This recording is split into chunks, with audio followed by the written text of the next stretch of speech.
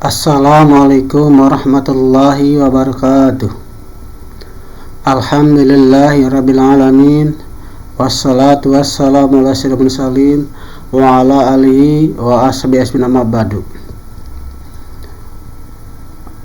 Hadirin para penonton video ini, alhamdulillah selamat berjumpa kembali dengan saya.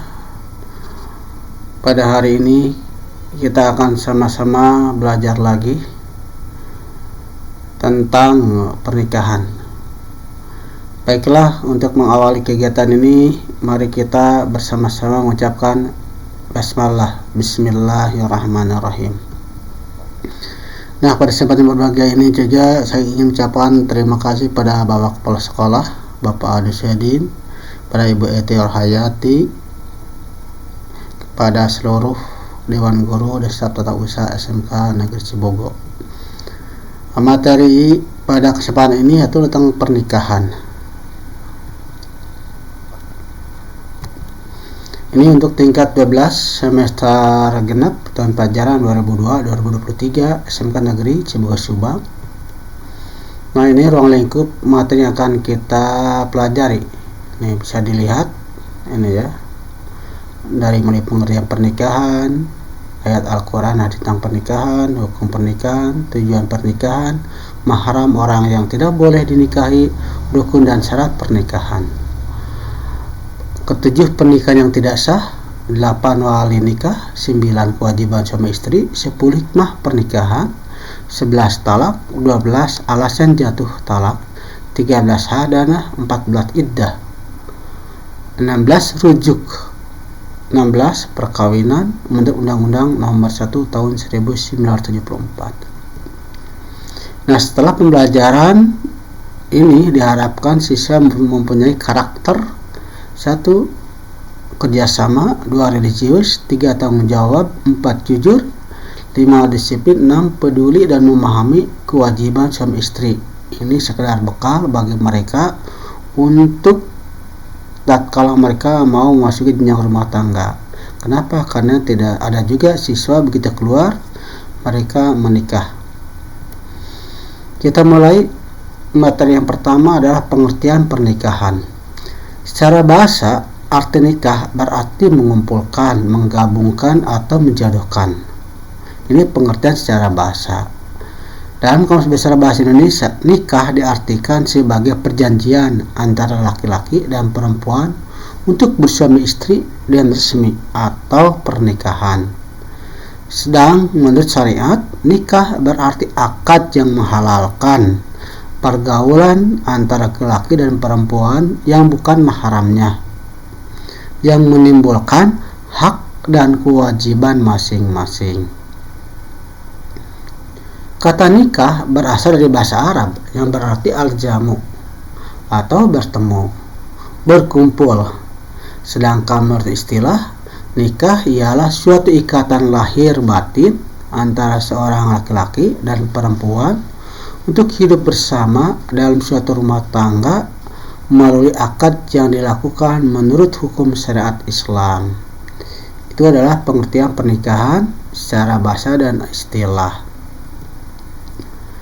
Sedangkan dalam kompilasi hukum Islam atau KAI dijelaskan bahwa perkawinan adalah pernikahan, yaitu akad yang kuat atau misal kongolizon untuk mentaati perintah Allah SWT dan melaksanakannya merupakan ritual ibadah.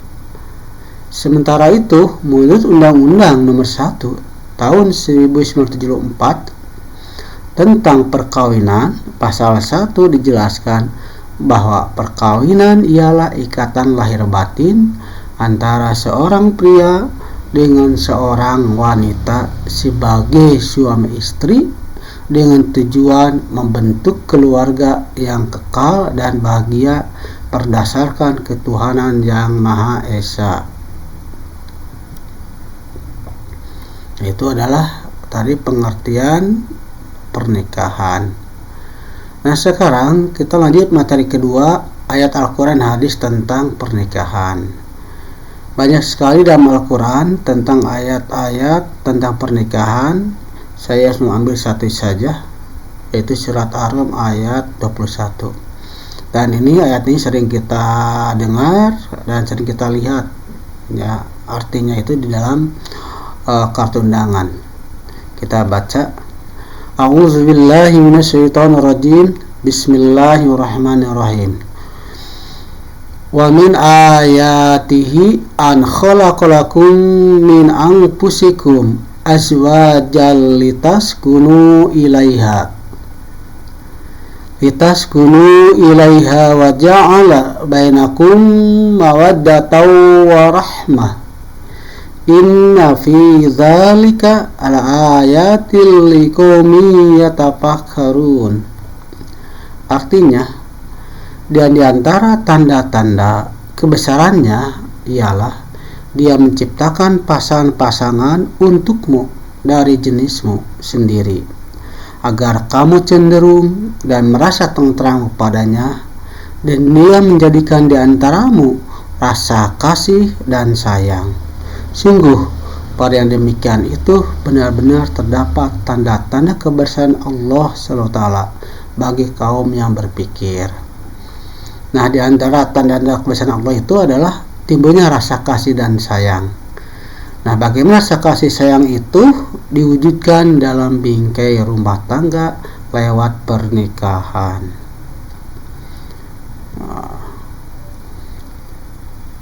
Kemudian ini ada hadis tentang pernikahan. Nah, ini saya ambil hadis ini. Hadis ini sudah sering kita dengar dan sering kita lihat, sering kita baca. Idza matal insanu inqata amaluhu illa min salasatin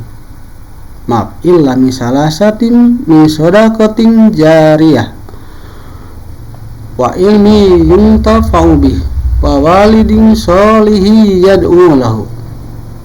Artinya, jika seorang meninggal dunia, maka terputuslah amalannya, kecuali 3 perkara, yaitu sedekah jariah, ilmu yang bermanfaat, dan anak yang soleh dan mendoakannya, atau doa anak yang soleh. Nah, yang saya garis bawahi adalah wawalidin sholihin yad'u lahu, doa anak yang soleh. Bagaimana kita mendesain, merencanakan atau sebuah keinginan agar kita punya keturunan yang soleh atau yang anak yang soleh, maka anak tersebut dilahirkan lewat pernikahan.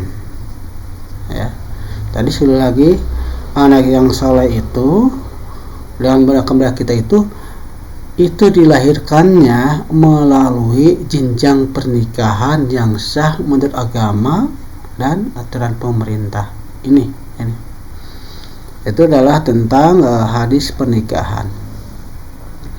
Yang berikutnya hadis yang lain, ini juga sering kita dengar, sering kita baca. An Abi Hurairah radhiyallahu anhu, anin Nabi sallallahu alaihi wasallam qala tunkahul mar'atu li arba'i limaliha wa li hasabiha wa li jamaliha wa li diniha fadfar bidatid din taribat syadak. Artinya, dari Abu Hurairah radhiyallahu anhu, dari Nabi Muhammad SAW, beliau bersabda, wanita dinikahi karena 4 hal: karena hartanya, kedudukannya, kecantikannya, dan karena agamanya. Nikahilah wanita karena agamanya, kalau tidak kamu akan celaka. Nih, hadis riwayat Bukhari dan Muslim.